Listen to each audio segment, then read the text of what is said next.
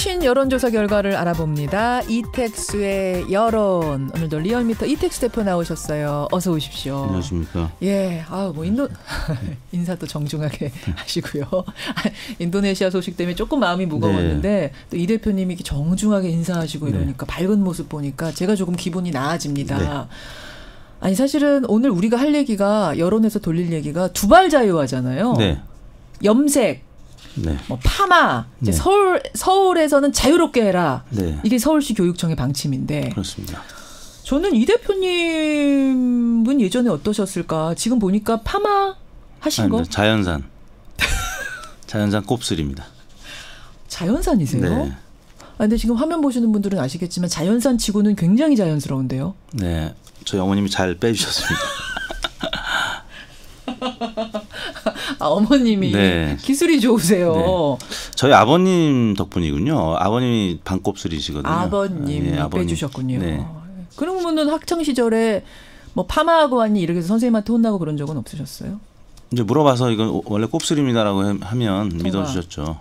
네. 그러면은 뭐 내가 파마를 해봐야겠다 이런 욕심은 없으셨을 테고 네. 학창 시절에 염색이라든지 장발이라든지 이런 거 한번 해보고 싶은 생각은 없었어요? 머리는 좀 이제 더 기르고 싶은 적이 있었는데 염색은 생각해보질 못했어요. 왜냐하면 저희 때는 초등학교 때까지는 TV 자체가 흑백이었기 때문에 금발 자체가 뭔지를 몰랐습니다. 머리에 네, 금발 연예인들도 본 적이 없고 색깔을 넣는다는 자체를 네, 다 빨간색 검정 아니면 흰색이었기 때문에 머리가. 근데 저는 왜 지금 이 대표님이 그런 네. 생각을 하셨을 수도 있겠다라고 생각을 했던 이유가 네. 여러분 이택수 대표가 드럼을 잘 치세요. 드러머예요. 네. 학창 시절에도 치셨잖아요. 네. 드럼. 기타도 치고. 네. 그래서 머리 기르고 염색하고 좀 이렇게 팔찌도 좀 하고 목걸이도 휘 감고 네. 이런 욕망이 있으셨어요. 근데 저희 그 아버님의 가풍이 워낙 보수적이셔가지고 이 머리 염색은 생각지도 못했었고요. 근데 네. 이제 대학원 그 시절에는 브릿지를 한번 살짝 넣은 적은 있습니다.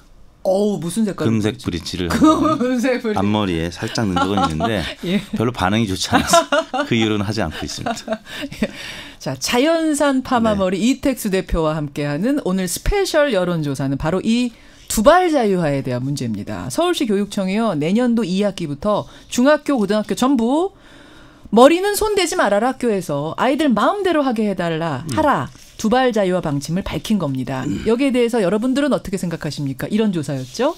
네, 저희가 지난 28일 금요일 날이었습니다. 전국 19세 이상 성인 6,244명에게 접촉을 해서 네. 최종 500명의 응답을 완료했습니다. 8% 응답률, 무선 전화 면접 및 유무선 자동응답 혼용 방식이었고요. 표본 오차는 95% 신뢰 수준에서 플러스 마이너스 4.4%포인트였습니다. 질문은 다음과 같았는데요. 최근 서울시 교육청은 내년도 2학기부터 중고등학생에 대해 머리카락 길이나 파마 염색 을 제한하지 않는 두발 자유화 방침을 밝혔습니다. 예. 선생님께서는 이러한 중고등학생 두발 자유화에 대하여 어떻게 생각하십니까? 여기서 선생님이라고 하니까 교사를 대상으로 했나? 그거 아니고요. 네. 여러분께서는 이제 이런 맞습니다. 뜻입니다. 자, 1번 매우 찬성한다. 2번 찬성하는 편이다. 3번 반대하는 편이다. 4번 매우 반대한다. 5번 잘 모르겠다. 이렇게 물었는데요. 예, 조사 결과 어떻게 나왔습니까? 반대가 54.8%, 찬성이 40.4%, 대략 15%포인트 가깝게 55대 40 뭐 이 정도로 반대 의견이 높았는데요. 여전히 중고등학생은 그래도 머리 길이 어느 정도 머리 길이라든지 파마라든지 염색이라든지 제한을 네. 두는 게 맞지 않느냐라는 의견이 좀 더 많네요. 매우 반대가 25.1%, 반대하는 편이다 29.7%로 두 의견이 비슷했고요. 반대로 찬성하는 편은 예. 30.6%, 매우 찬성은 9.8%. 찬성의 강도는 찬성하는 편이 훨씬 많았기 때문에 약했고 반대는 매우 반대가 25.1%로 예. 반대하는 편이다랑 비슷했기 때문에 예. 반대의 강도가 조금 더 강했다고 봐야 될 것 같은데요. 그렇군요. 아무래도 연령대별은 60대 이상이 70%가 반대해서 가장 높았고요. 50대도 57.6%, 예. 40대가 52.1%가 반대했는데 반면에 30대는 56.2%가 찬성했습니다. 예. 그리고 20대는 30대와는 조금 낮은 찬성률을 보였는데 반대 44.5, 찬성 48.6으로 20대는 찬반이 팽팽했습니다. 잠깐만요. 그러니까 20대, 30대는 찬성이 조금 더 높아요. 네. 4, 5, 60대는 반대가 훨씬 높아요. 근데 20, 30대가 찬성이 높은 거는 이해가 되는데 네.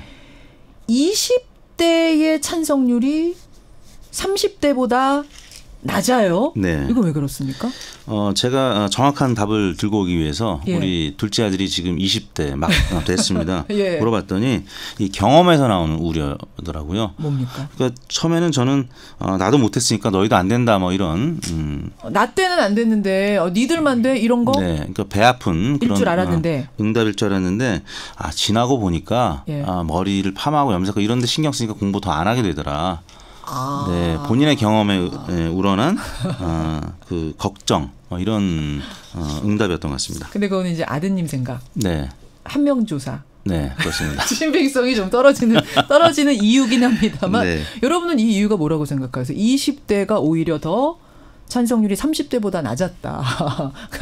하여튼 재미있는 조사였는데 가장 보수적으로 응답한 계층은 뭐 지역별 네. 또 정당 지지율별 아까 네. 나이는 얘기해 주셨고 네. 어떻습니까? 보수층이 77.5%가 반대해서 가장 높았고요.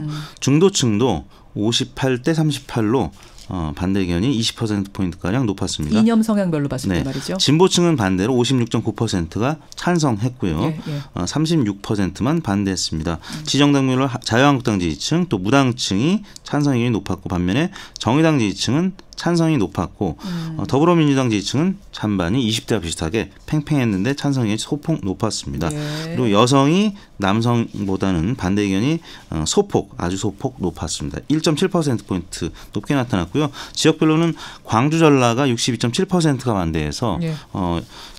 예상외로 반대 의견이 매우 높게 나타났고요. 서울 56.2% 반대, 예. 대구 경북 56.1% 반대, 부산 경남 55.1% 반대 순으로 나타났습니다.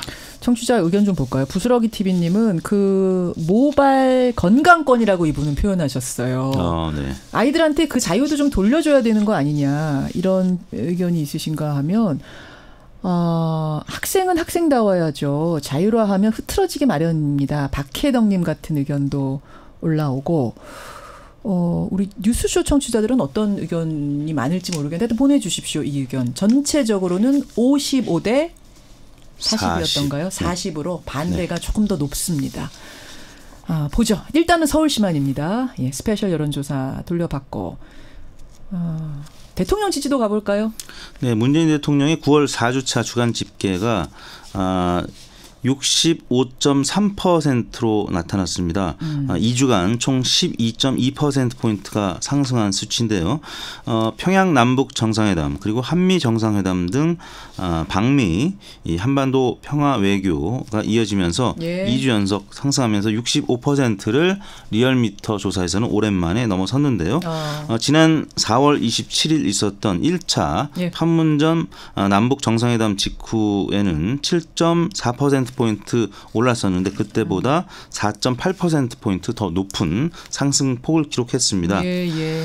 다만 일간으로 봤을 때는 저희가 이제 월화수는 연휴였기 때문에 조사를 안 했고요. 예. 목요일 날 67.5%로 고점을 찍었는데 이른바 심재철 사태라고 할 수 있는 한국당이 전방위적으로 야당 탄압 공세를 펼쳤던 28일 예. 금요일 날은 65.3%로 상승세를 이어가지 못하고 하락했는데 보수층에서 보니까 많이 빠졌습니다. 8.7%포인트가 빠졌고요. 나머지 중도 진보층에서는 또 큰 폭으로 상승을 해서 예. 2주간 총 12.2%포인트 상승한 수치를 나타냈고 지난 연휴 동안에 뭐 지상파 3사 등 많은 언론사들이 발표했는데 전화 면접만 한 조사에서는 70%대를 기록했고요. 또 ARS만 한 조사 기관은 또 50%대도 있었는데 저희는 이제 양 조사를 이제 혼합해서 하고 있기 때문에 60% 중반으로 나타났습니다. 그러니까 여론조사 기관마다 수치는 조금씩 다르지만 항상 이택수 대표가 강조하는 게 흐름이라 그랬잖아요. 그래프의 추이. 네. 제가 그걸 한번 읽어보겠습니다. 4주 보겠습니다. 4주 전에 53.5. 그 다음 주 53.1. 네. 그 다음 주, 그러니까 전주죠. 61.9. 이번에 65.3. 네. 이렇게 뛰었습니다. 상당히 많이 뛰었습니다. 어떤 사건들이 영향을 준 걸까요? 그동안에 최저임금 또 고용률 뭐 이런 문제 때문에 지지율이 지난 8월 이후에 둘째 주부터는 50%대로 떨어졌었는데 말씀드린 대로 북미 정상회담 가능성이 높아지고 있는 상황에서 평양 남북 정상회담 역시 남북 정상회담 큰 상승폭을 지지난주에부터 그리기 시작했는데 유엔 총회 연설 같은 거. 네. 네. 그래서 지난 목요일까지는 가파르게 상승을 했습니다. 네. 말씀드린 대로 네. 67.5%까지 찍었는데 이제 매달 한 10일 전후에서 발표되는 통계청의 고용 동향 소식이 다음 주에 또 이어질 수 있기 때문에 지난달에는 저점을 찍었는데 올해 예. 다시 이제 이번 달은 반등을 한다라고 하면 낙폭이 크진 않을 것 같은데요.